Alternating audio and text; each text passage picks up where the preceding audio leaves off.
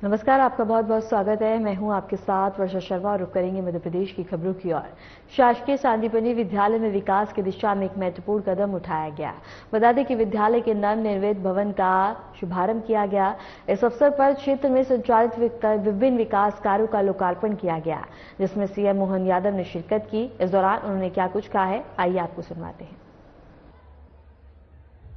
बंडा सागर जिले की इस सभा में दोनों हाथ जोड़ के आप सबको प्रणाम करता हूं, आपका अभिनंदन करता हूं। बंडा कई कारण से बहुत अलग दुनिया वाला अपार संपदा के साथ ये वीरों की धरती और हीरो की धरती है। जोरदार अभिनंदन अपने गौरवशाली अतीत के लिए। बुंदेलखंड का अपना बांका नौजवान क्या बुंदेलखंड के लिए आला उदल गाते हैं, कैसा आनंद आता है। अभी अभी थोड़े दिन पहले तो समय गया, बड़े लड़ैया महुआ वाले जिनकी मार सही ना जाए, एक तो मारे दो मर जाया, तीसरा धोस खाए मर जाए। ये और कहीं नहीं हो सकता है। ये बुंदेलखंड का गौरवशाली अतीत गाने का आनंद है।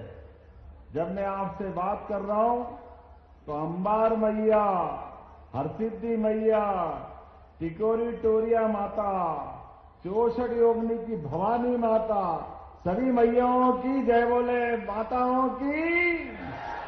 जब मैं आपसे बात कर रहा हूं तो मैं महाकाल की नगरी से आता हूं और महाकाल के साथ भगवान कृष्ण ने शिक्षा भी वहां ग्रहण की है, तो वो हरिहर की नगरी भी है।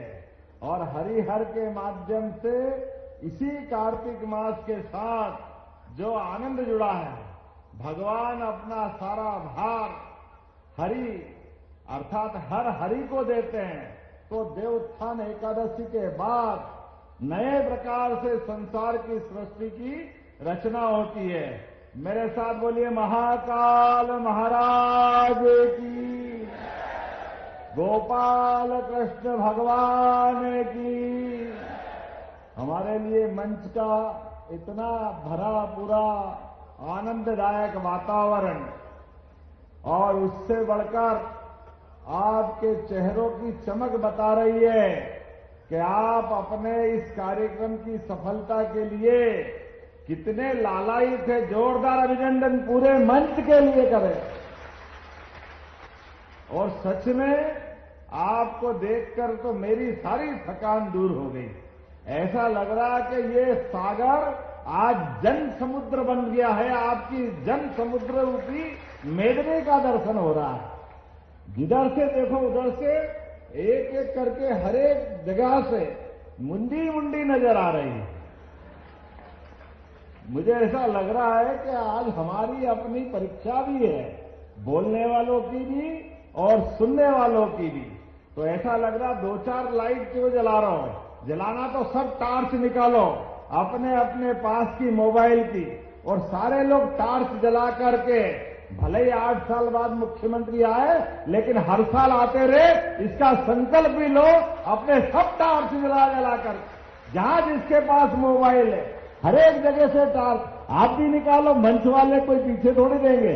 हमारे आपके सबके बीच ऐसा लगना चाहिए कि ये तारों की प्रतियोगिता हो रही है, एक सितारों की प्रतियोगिता हो रही है।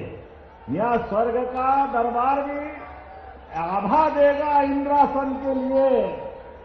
क्या आनंद आ रहा है, देखो आप, यहां भी तारे वहां भी तारे। पता नहीं कांग्रेस वाले बेचारे कहां गए। आज के इस अवसर पर पुनः आपको दोनों हाथ जोड़ के आनंद के साथ अभिनंदन करता हूं। हमारी सरकार बनने के बाद आपके सबके सपनों के ऊंची सी ऊंची उड़ान लेने के लिए यशस्वी प्रधानमंत्री के माध्यम से पूरे बुंदेलखंड की धरती, जिसने किसी भी मुगल सत्ता, किसी भी आक्रांता के आगे अपने सर को नहीं झुकाया, हर एक से लड़ाई लड़ी, लेकिन यह बुंदेलखंड की धरती अपने हाथ से अपनी गर्दन थाल में सजाकर देने के लिए कभी पीछे नहीं रही। लेकिन प्रकृति की मार के आगे बुंदेलखंड में गरीबी, पलायन, परेशानी थी, लेकिन जोरदार अभिनंदन मोदी जी का करें, दोनों हाथ ऊपर करके नरेंद्र मोदी जी का अभिनंदन करें। एक ऐसा अद्वितीय नायक आते हैं और युगों युगों के बाद कोई ऐसे महावीर और ऐसे जननायक पैदा होते हैं नरेंद्र मोदी जी जैसे, जिसने पूरे देश की 10-11 साल में पूरी दशा कहां से कहां कितने अच्छे प्रकार से आगे बढ़ाने का काम किया। एक बार जोरदार ताली अटल बिहारी वाजपेयी जी के लिए भी बजाएं। भारत रत्न स्वर्गीय अटल बिहारी वाजपेयी जी और हमारी इसी बुंदेलखंड की हमारी पूर्व मुख्यमंत्री साध्वी उमा भारती के लिए भी जोरदार ताली बजाएं, जिन्होंने सपना देखा था कि ये बुंदेलखंड के लिए ये पंजाब हरियाणा से पीछे नहीं रह सकता है। भगवान ने तो इसको इतना आशीर्वाद दिया है। नैसर्गिक सौंदर्य, केन बेतवा नदी का आशीर्वाद कई प्रकार से, लेकिन ये कांग्रेस और उनके लग्गू भग्गुओं ने बुंदेलखंड में सरकार तो बनाई, चुनाव तो जीते, लेकिन जनता का विश्वास और जनता के लिए काम नहीं करा। तो ये एक नदी जोड़ो अभियान आज से 40 साल 30 साल पहले हो सकता था, लेकिन सवाल ही नहीं उठता है।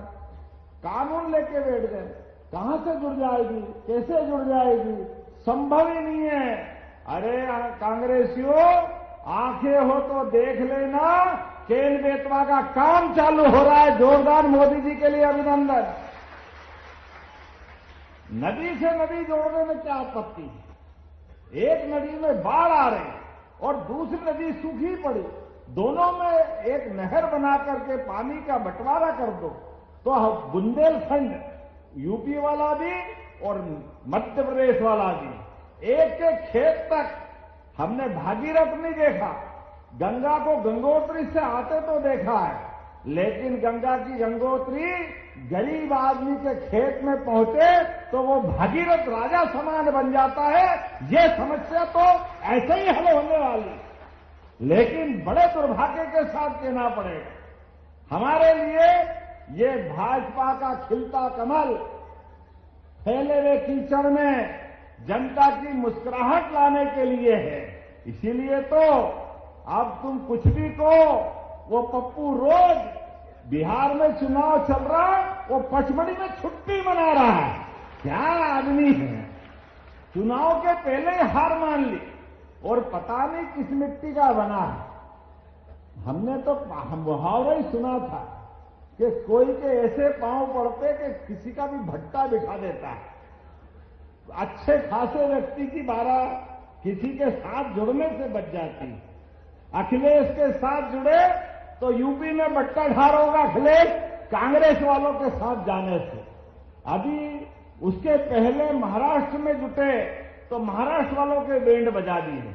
जिनके साथ पप्पू कांग्रेस लेके जाए वो साथ वाला पहले डूब के मर जाए। अभी नया तेजस्वी डूबा है, जरा गिनती तो करो उसकी, क्या हालत हुई। ये कांग्रेस खुद भी डूबेगी, दूसरे को भी डुबाती। इनके पता नहीं क्या कर्म है, जैसे पूरे देश के साथ अन्याय करा। आप अंदाज लगा लो, ये नदी जोड़ो अभियान देश की आजादी के साथ होना चाहिए था, लेकिन इन्होंने नहीं किया। अपने इस बुंदेलखंड के लिए सर्वाधिक कष्ट कहीं से आया तो कांग्रेस की तरफ से आया। मैं आज आपके बीच सागर बंडा से जब आपके बीच बात करने आया हूं तो ये महाराजा बुंदेल के श्री महाराजा छत्रसाल की धरती, जूदेव मार्तंड सिंह की धरती, अभी अभी हमने छत्रसाल के परिवार की बुंदेलों की उस विरासत का ओबेराय के रूप में पर्यटन का नया केंद्र लोकार्पित किया। जोरदार अभिनंदन करें अपने बुंदेलखंड के लिए। खबर गजबा सौदा से है, जहां मुख्यमंत्री डॉक्टर मोहन यादव ने शहर और आसपास के क्षेत्रों में संचालित कई महत्वपूर्ण विकास परियोजना का लोकार्पण किया। इन परियोजनाओं के माध्यम से शहर की आधारभूत संरचना, सड़क सुविधाएं, शिक्षा तथा नगरीय विकास को नई गति मिलने की उम्मीद है। वहीं सीएम मोहन यादव ने कहा कि प्रदेश अब विकास की नए आयाम गढ़ रहा है। विदिशा जिला विचारधारा की दृष्टि से जनसंघ के जमाने से एक विशेष पहचान रखता आया और कितने बड़े बड़े महापुरुष, स्वर्गीय राजमाता जी सिंधिया का ये प्रिय जिला, अटल बिहारी वाजपेयी जी, सुषमा स्वराज जी और आज के दौर में माननीय शिवराज सिंह जी की भी कर्मस्थली। जोरदार अभिनंदन इस विदिशा के लिए। जब मैं आपसे बात कर रहा हूं तो समय कम पड़ गया, मुझे 12:44 पे निकल जाना था, लेकिन अभी तो घड़ी ऐसा लग रहा बंद करके अपना यही कार्यक्रम करते रहो। लेकिन समय की सीमा है, अपने लिए सीमित समय में सब कुछ करना। तो मंच पे कोई नाम न लेते हुए एक बार जोरदार अभिनंदन पूरे मंच का कर दें। हमारे हरि सिंह जी से लगा के सभी माननीय मंत्री, माननीय विधायक, नगर पालिका अध्यक्ष, सभी पूर्व विधायक, सारे के सारे नेताओं के साथ मैं अपनी ओर से सच में आज आपको केवल सुनने के लिए आया था। भाई साहब, आपने एक एक करके इस यहां की गंज बासोदा की हमारे हरि सिंह जी ने यहां एक एक करके वो सारी बातों को जोड़ा। नगर पालिका के अंदर के काम को लेकर भी, बाहर के किसानी वाले क्षेत्र को लेकर भी, उद्योग धंधे से, जिसके लिए यशस्वी प्रधानमंत्री के शब्दों में महिला, किसान, युवा, गरीब सबके कल्याणकारी योजना का जो रोड मैप बना है, जोरदार अभिनंदन श्रीमान नरेंद्र मोदी जी का करें। श्रीमान नरेंद्र मोदी जी का, जिनके नेतृत्व में देश की एक राजनीतिक धारा अलग प्रकार से चल रही है। दुनिया भारत की तरफ देख रही है और भारत के प्रधानमंत्री के नेतृत्व में राज्य के अंदर भी, देश के अंदर भी और दुनिया के अंदर भी मोदी जी के माध्यम से भारत का मान सम्मान जिस प्रकार से बढ़ रहा है, हां हमें गर्व है, हम भारतवासी हैं। तो मेरे साथ बोलो, भारत माता की। सनातन संस्कृति का परचम माननीय मोदी जी के माध्यम से जो लहरा रहा है, हमारे देश के दुश्मन और पता नहीं कितने प्रकार के क्या क्या उल्टे पुल्टे सोचने वाले थे लोग थे, इस देश के लिए मुझे इस बात का गर्व है, आज हमारी लाडली बहनों के लिए भी राशि मिल रही और बाबा महाकाल का महालोक बना और हमने कहा कि भगवान कृष्ण के तीर्थ भी जगह जगह बनेंगे। जोरदार अभिनंदन करें अपने प्रदेश के लिए भी और बोले गोपाल कृष्ण भगवान की। जब हम भगवान गोपाल कृष्ण की जय करते हैं तो कई लोगों की छाती पे सांप लौटता है। कांग्रेस के लोग तो पता नहीं किस मिट्टी के बने, वो जब देखो तब उल्टी बात करते हैं। वो कहते हैं आप धर्म की बात क्यों करोगे, अब कोई इनको कैसे समझाए। अरे भगवान राम और कृष्ण की धरती पर अगर हम इनकी जय जयकार नहीं करेंगे तो किसकी जय जयकार करेंगे।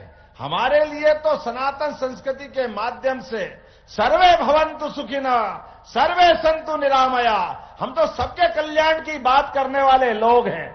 ऐसे में हमारे लिए खाना पीना जीना पर्याप्त नहीं है।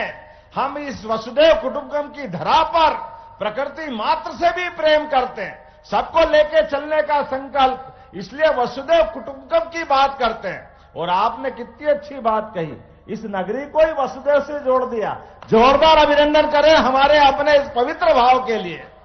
जब आपने कहा तो हमारा तो मूल मंत्र है ओम नमः भगवते वासुदेवाय नमः। जोरदार अभिनंदन करें, इतना पवित्र नाम, इसके लिए क्या कंजूसी हो सकती है। आप प्रस्ताव बिना के भेजो, मैं सहर्ष आगे बढ़ा करके इसको करवाने की पूरी मदद, क्योंकि नगरों के नाम के बदलने के लिए भारत सरकार तक जाना पड़ता है। मध्य प्रदेश सरकार आपके प्रस्ताव के साथ है।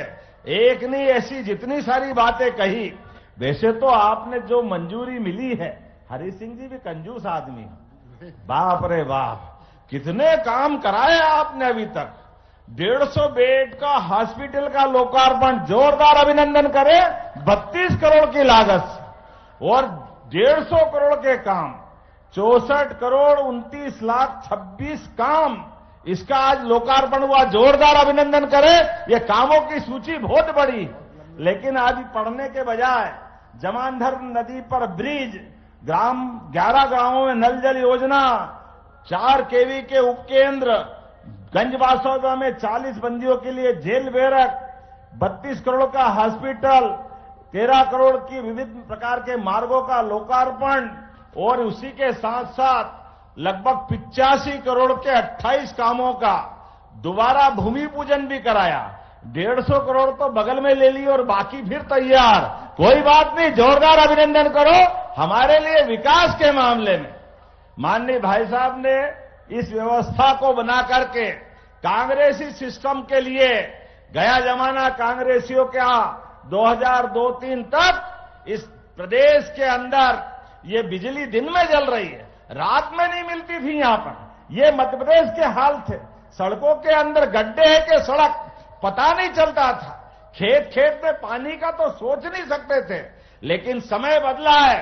अब तो केन बेतवा नदी के माध्यम से भी विश्व का नदी जोड़ो अभियान, जोरदार अभिनंदन मोदी जी का और शिवराज सिंह जी के साथ पूरी सरकार का। हमने कहा एक एक खेत तक पानी पहुंचाएंगे। तो आपने कौन सी सिंचाई योजना मांगी है? चोरावर में देने की घोषणा करता हूं। जोरदार अभिनंदन करें। हमारे हरि सिंह जी ने मांगा है। किसानों के पिपरिया भी मांगी, पिपरिया भी देने की घोषणा करता हूं। जोरदार अभिनंदन करें। आज के इस अवसर पर समय कम है, लेकिन समय के साथ किसानों के लिए भावांतर योजना भी, कृषि मंत्री जी भी यहां बैठे सोयाबीन के लिए, माननीय मोदी जी के नेतृत्व में और कृषि मंत्री के माध्यम से सोयाबीन के लिए जब हमने भावांतर की घोषणा की, कई सारे कांग्रेसियों के पेट दुख रहे थे।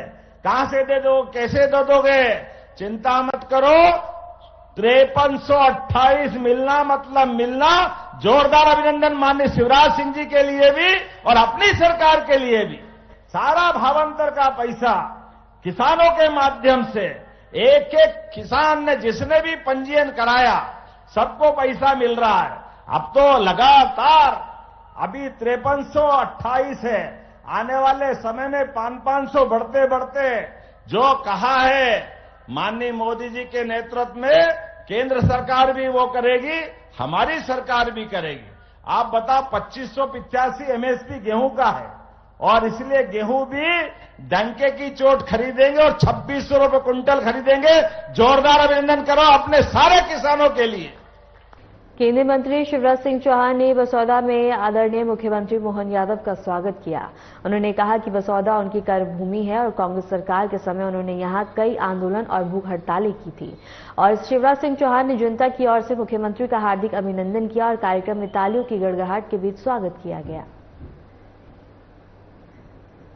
शीश झुका के आप सबको प्रणाम करता हूं, आप सबको नमस्कार करता हूं। और बासोदा की इस पवित्र धरती पर ये मेरी कर्म भूमि भी है। आदरणीय मुख्यमंत्री जी, मैंने जब कांग्रेस की सरकार थी तब यहां कई आंदोलन भी किए और आमरण अनशन भी किए। आज आप इस पवित्र धरा पर पधारे, मैं अपनी और बासौदा की जनता की ओर से आपका हृदय से स्वागत करता हूं, अभिनंदन करता हूं। एक बार जोरदार ताली बजा के करो।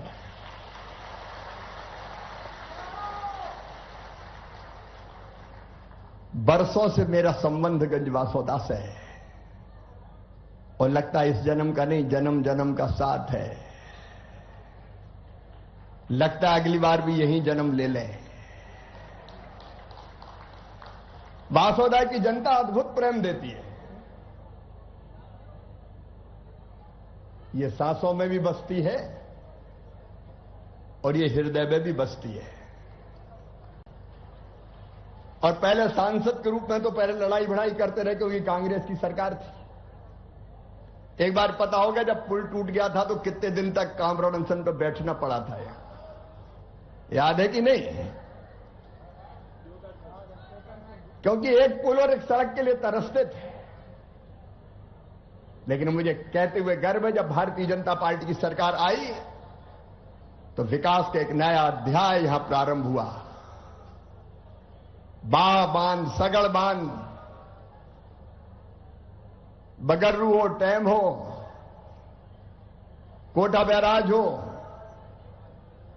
मैं आज विस्तार में नहीं जाना चाहता।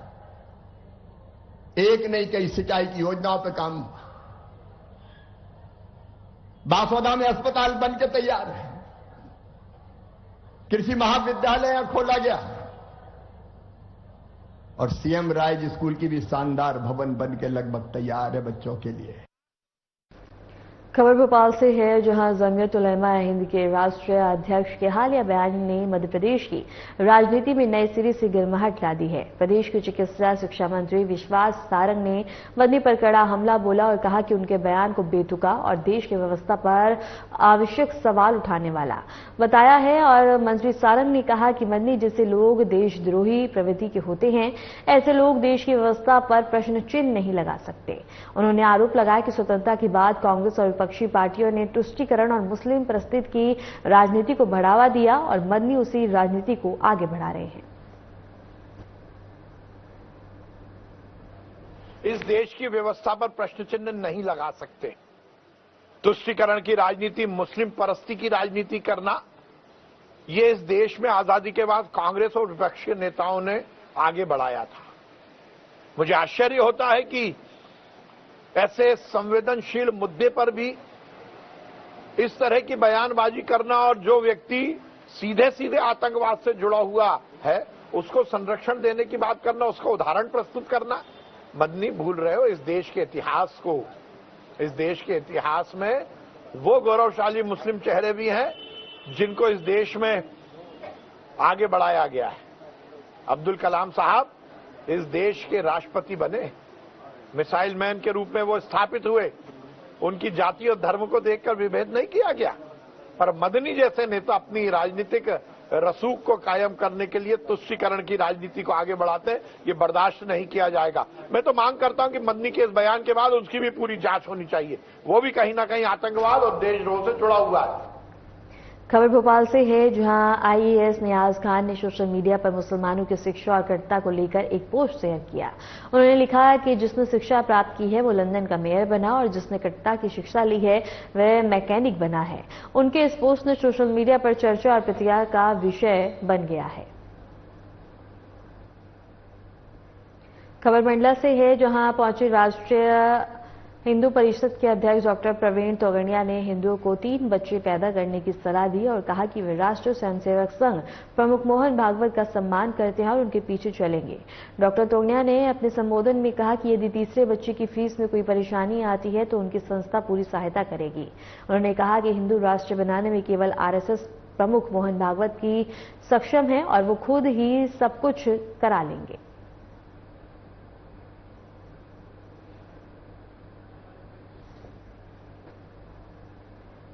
खबर जबलपुर से है, जहां आंवले का पल्प तैयार करने वाली फैक्ट्री पर खाद्य विभाग की टीम ने छापा मारा। जांच में भारी गंदगी और अव्यवस्था पाई गई है। महिला फर्श पर ही पल्प तैयार कर रही थी। विभाग ने 5 ट्रक माल जब्त कर कार्रवाई शुरू कर दी है।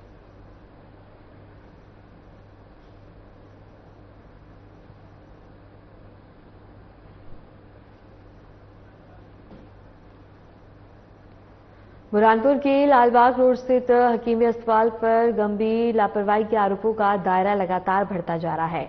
जहानाबाद निवासी वैष्णवी चौहान की ऑपरेशन के दौरान हुई मौत के बाद अब 4 और पीड़ित परिवार सामने आए हैं। पीड़ितों ने प्रेस कॉन्फ्रेंस कर गलत ऑपरेशन, इलाज में लापरवाही, ऑक्सीजन की व्यवस्था न होने और मरीजों की मौत जैसे गंभीर आरोप लगाए। पीड़ितों ने अस्पताल को तत्काल सील करने और डॉक्टरों पर सख्त कार्रवाई की मांग की है। मामले की गंभीरता को देखते हुए सांसद ज्ञानेश्वर पाटिल और अन्य जनप्रतिनिधियों के हस्तक्षेप के बाद कलेक्टर ने जांच समिति गठित की है। वहीं अस्पताल प्रशासन ने सभी आरोपों को निराधार बताया है।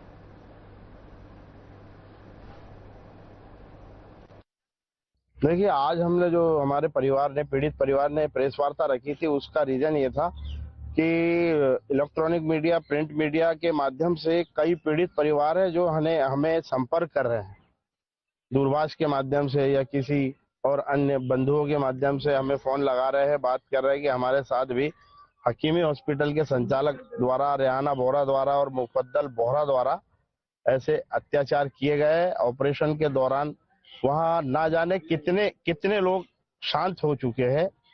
और आपने देखा होगा कि ये सिरपुर के हमारे जो कैलाश सिरतुरे जी थे, उनकी टांग काट दी गई है। और एक महिला है जो मंबाड़ा के है। तो ऐसे तो ना जाने कितने हमको प्रतिदिन फोन आ रहे हैं, लेकिन हमने कहा है कि हम शासन प्रशासन से हमसे जितना होगा हम करेंगे। हमारा भी पीड़ित परिवार है और ऐसा किसी भी परिवार के साथ घटना ना हो। मैं संपूर्ण जिले के सभी जनप्रतिनिधियों से और प्रशासनिक अधिकारियों से यही मांग करता हूं कि बुरहानपुर जिले में जितने भी हॉस्पिटल है, निजी हॉस्पिटल, उनकी जांच की जाए। मेरे पति किशोर रामभाव राउत ज्ञानदीप स्कूल में टीचर थे। स्कूल के काम से वो गए थे साइबर पर और वहाँ पर उनका एक्सीडेंट हुआ। एक्सीडेंट होने के बाद टीचर लोगों ने स्कूल की गाड़ी लाई और हॉस्पिटल, हकीमी हॉस्पिटल में भर्ती कराया और उन्होंने ऑपरेशन करने का बोला और ऑपरेशन करने ले गए तो उनके लापरवाही से मेरे पति की मृत्यु हो गई। और ऑपरेशन के दौरान जैसे फोन पर एक दूसरे से बातें कर रहे थे तो हमने पूछा कि क्या हुआ अंदर बताइए, तो उन्होंने हमारे से बदतमीजी से बातें की और लापरवाही बरती गई। और मैं हकीमी हॉस्पिटल और डॉक्टर मुजफ्फर बोहरा के ऊपर कार्रवाई चाहती हूँ और न्याय चाहती हूँ और उनका अस्पताल बंद होने को होना और उनकी डिग्रियां भी जब्त होने को होना। मैं प्रशासन से यही चाहती हूँ कि मेरे को न्याय होना। क्या नाम आपका? मैं जनाबे किशोर राउत बम्बाड़ा। फिर बोले एप्पल में लेके चले जाओ, एप्पल वाले बोलते हैं। फिर बोले जलगांव लेके चले जाओ, जलगांव लेके गए। 6 दिन रहा, 7वें दिन भाई की डेट हो चुकी थी। नरेंद्र तालमपुरे था। तो कहाँ उपचार जारी हुआ था? पहले उपचार हकीमी में हुआ था, बोरा हकीमी डॉक्टर साहब। बाद में क्या करवाया? एप्पल में सिर्फ 5 मिनट रहा भाई, उन्होंने नहीं बोल दिया था उन्होंने भी। यही से तबीयत खराब हो चुकी थी उनकी। लापरवाही कहाँ पर बरती गई? पूरी लापरवाही बोरा हकीमी डॉक्टर अस्पताल से हुई आप थी। क्या चाहते हो? न्याय होना हमको, उनका अस्पताल बंद होना चाहिए। क्या नाम है? मेरी शादी को कम से कम 7 से 8 महीने हुए थे। तो मेरी वाइफ का गर्भ ठहरा था, तो उस दौरान हमने इलाज चालू कराया था अनुपमा दीक्षित से। तो उन्होंने 3 महीने तक इलाज चला था। फिर 3 महीने के बाद बच्चा खराब हुआ था। तो उन्होंने हमारे को बताया था कि आप हकीमी हॉस्पिटल जाइए, बोरा मैडम से बात कीजिए। फिर उनसे बात करी, उन्होंने सोनोग्राफी करी, सब करी, उसमें बच्चा खराब हो गया था। तो फिर उन्होंने ऑपरेशन करा। ऑपरेशन के दौरान उनको पता चला कि इनकी जो बच्चादानी है वो 2 हिस्सों में। तो फिर मैडम से बात करी, फिर वो बताने लगे कि आपका ऐसी प्रॉब्लम है, आपको इसके ऑपरेशन करेंगे, 3 से 4 ऑपरेशन होंगे। उसका खर्चा आएगा 3.5 से 4 लाख रुपए उसका खर्चा आएगा। तो फिर हम सब ने बात करी, मम्मी थे, पापा थे, मैं थे, कि इसके कोई बाहर ले जाने की समस्या है क्या? हम बाहर बताए क्या, जलगांव, इंदौर? तो बोले नहीं, ये ऑपरेशन हमारे वहाँ हो जाएगा। बोले ऐसे रोज के मेरे पास आते ही केस। क्या लापरवाही बरती गई? उसमें लापरवाही तो बहुत बरती गई। इस प्रकार की क्या चाहते हो?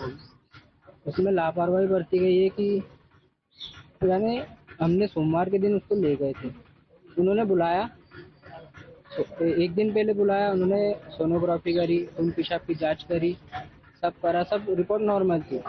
दूसरे दिन मंगलवार के दिन उन्होंने ऑपरेशन के लिए बुलाया। आप क्या चाहते हो? हम चाहते हैं कि अस्पताल सील हो, मैडम पे सख्त से सख्त कार्रवाई हो। भैया मेरा नाम कैलाश महादेव, सिरपुर रहता हूँ। 2016 में बाइक से गिरने के कारण मेरे घुटने में चोट थी, जिसका इलाज करवाने हकीमी हॉस्पिटल पहुंचे। डॉक्टर साहब ने बताया कि नॉर्मल ऑपरेशन है, हो जाएगा। पैसों की बात हो गई। दूसरे दिन ऑपरेशन थिएटर में इनके हाथों और से स्क्रू डाला गया या क्या किया, जिसके कारण मेरी, जिसे घोड़नस बोलते हैं, वो कट गई इनके हाथ से। इन्होंने जोड़ने की बहुत कोशिश की लेकिन वो नहीं जुड़ पाई। शाम के शायद 5:30-6 बजे मुझे स्ट्रेचर पर लाके इन्होंने एम्बुलेंस में डाल दिया और रिश्तेदारों से बस इतना ही कहा कि आप इन्हें गोकुलदास हॉस्पिटल लेके जाओ, जबकि इन्होंने ना कोई डिस्चार्ज पेपर दिए मुझे, ना किसी प्रकार की कोई सुविधा। यहाँ से एम्बुलेंस निकली, गोकुलदास हॉस्पिटल पहुंची रात के तकरीबन 1 बजे। 1 बजे पहुंचने के बाद वहाँ मुझे पैसों की डिमांड की गई 1.5 लाख रुपए की, क्योंकि ऑपरेशन करवाना था, नस कट चुकी थी और हड्डी भी कट चुकी थी। जब हमने डॉक्टर मुफद्दल बोरा जी से बात करने के लिए फोन लगाया तो इन्होंने मोबाइल बंद करके रखा था, जबकि इन्होंने बताया था कि वहां जाने के बाद मेरा नाम बता देना, पैसों की जरूरत नहीं पड़ेगी। मतलब इन्होंने मोबाइल बंद करके रख दिया। रिश्तेदारों ने ऐसे वैसे करके 1 लाख रुपए काउंटर पे जमा करने के बाद मेरा दूसरे दिन ऑपरेशन हुआ। सप्लाई रेगुलर न चलते कारण सर्जरी करवानी पड़ी और मुझे मेरा पैर काटना पड़ा। पन्ना टाइगर रिजर्व से बड़ी खुशखबरी सामने आई है। यहाँ की हथनी अनारकली ने एक साथ 2 शावकों को जन्म देकर इतिहास रच दिया। ये पहली बार है जब रिजर्व में किसी हथनी ने जुड़वा शावकों को जन्म दिया है। दोनों शावकों के स्वस्थ होने की जानकारी अधिकारियों ने दी है। इस खुशखबरी के साथ पन्ना टाइगर रिजर्व में हाथियों की कुल संख्या बढ़कर 21 हो गई है। वन विभाग और रिजर्व प्रबंधन ने इसे संरक्षण कार्यों की महत्वपूर्ण उपलब्धि बताया है।